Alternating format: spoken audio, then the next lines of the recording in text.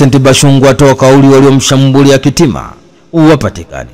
Waziri wa mambo ya ndani ya nchi Innocent Bashungwa amelaani vikali tukio la kushambuliwa kwa katibu mkuu wa Baraza la Maaskofu Katoliki Tanzania TEC Padri Charles Kitima na kuliagiza jeshi la polisi Tanzania kumtafuta na kumhoji mtu aliyeandika kwenye mtandao wa kijamii kwa siku za Kitima zinahesabika pamoja na watu wote waliohusika na uhalifu huo ili hatua kali za kisheria zichukuliwe.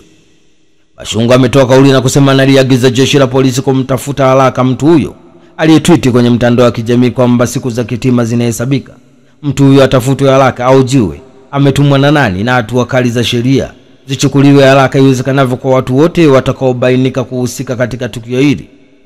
Bashungwa ameendelea kusema kuwa serikali inatambua na kuthamini mchango mkubwa wa viongozi wa dini nchini katika kudumisha amani, mshikamano wa kijamii na maadili ya taifa. Bashungwa ameendelea kusema kuwa tunalaani vikali vishambulio hilo la kinyama dhidi ya viongozi wa dini na tunamwombea Padri Daktari Charles Kitima uponaji wa haraka na urejeaji salama katika majukumu yake muhimu kwa taifa.